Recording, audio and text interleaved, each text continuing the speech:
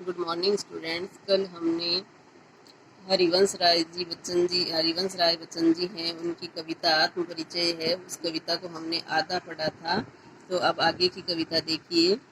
कर यत्न मिटे सब सत्य किसी ने न जाना। कवि कह रहे हैं कि संसार में सभी लोग जो हैं वो सत्य की खोज में लगे हुए हैं, सत्य को पहचानने में लगे हुए हैं, किंतु अनेक प्रयत्न करने के बाद भी लोग जो हैं वो सत्य को नहीं जान पाए। क्यों?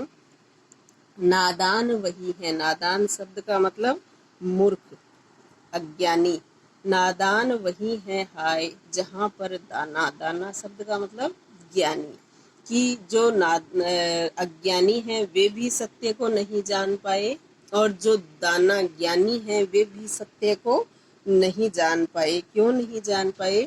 क्योंकि अज्ञानी अपने अज्ञान के कारण और ज्ञानी अपने ज्ञानी होने के अहंकार के कारण दोनों ही सत्य को नहीं जान पाए। फिर मूढ़ न क्या जग जो इस पर भी सीखे।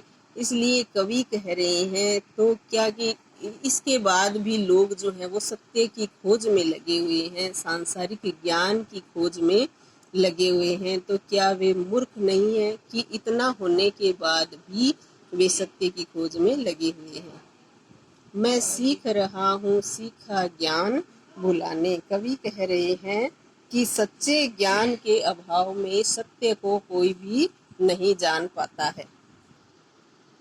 सच्चे ज्ञान के अभाव में कोई भी सत्य को नहीं जान पाता है। इस बात को जान कर भी लोग जो है वो अनजान बने रहते हैं। मैं सीख रहा हूँ सीखा ज्ञान भुलाने। इसलिए कवि कह रहे हैं कि यह जानने के बाद भी मैंने अब तक जो भी कुछ सीखा है मैं उसे भुलाने की चेष्टा कर रहा हूँ। सांसारिक ज्ञान से मैं अपने आप को दूर करना चाहता हूँ। आगे देखिए।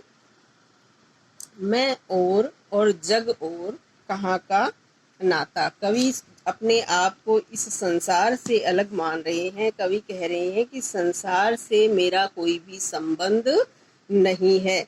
मेरे और संसार के लक्ष्य अलग अलग हैं, इसलिए मेरा और संसार का कोई भी रिश्ता नहीं है। कवि कह रहे हैं कि सत्य की खोज के लिए आध्यात्मिक ज्ञान पाने में मैं लगा हुआ हूँ। तो यह संसार जो है मैं बना बना कितने जग रोज मिटाता। कवि कह रहे हैं कि मैं भावों और कल्पना के सहारे नए नए संसारों का निर्माण करता हूँ और उसके बाद उन्हें मिटा देता हूँ।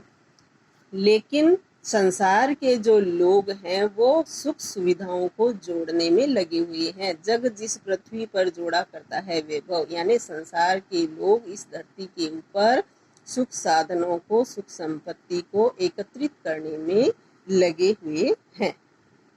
मैं प्रतिपग से उस पृथ्वी को ठुकराता। लेकिन कवि कह रहे हैं कि मैं तो इस संसार को ठुकरा कर सत्य और प्रेम के पथ पर ही आगे बढ़ना चाहता हूँ।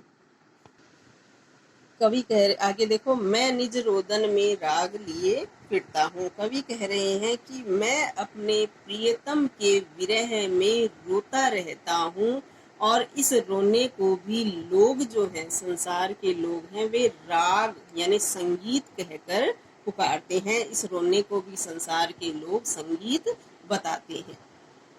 शीतल वाणी में आग लिए फिरता हूँ। लोगों को दिखाने के लिए मैं शीतल और मधुर वाणी में बोलता हूँ, लेकिन अंदर ही अंदर विरह की अग्नि में जलता रहता हूँ। हो जिस पर भूपों के प्रसाद निछावर। और कवि कह रहे हैं कि मुझे विशाल भवनों की कोई भी आवश्यकता नहीं है। मैं वह खंडहर का भाग लिए फिरता हूँ। कवि कह रहे हैं कि मुझे तो सिर छिपाने के लिए टूटा फूटा भवन ही ठीक है। टूटा फूटा भवन है, उससे भी मेरी जरूरत जो है वो पूरी हो जाती है। लेकिन हो जिस पर भूपों के प्रसाद निछावर। कवि कह रहे हैं कि मैं तो उस टूटे फूटे भवन के ऊपर ही राजमहलों को न्योछावर करने के लिए तैयार हूँ। आगे। मैं रोया इसको तुम कहते हो गाना। कवि कह रहे हैं कि मैं विरह की अग्नि में रोता हूँ, अपनी पीड़ा को लोगों के सामने प्रकट करता हूँ कविता के माध्यम से, तो लोग इसे गीत कहते हैं, गाना कहते हैं।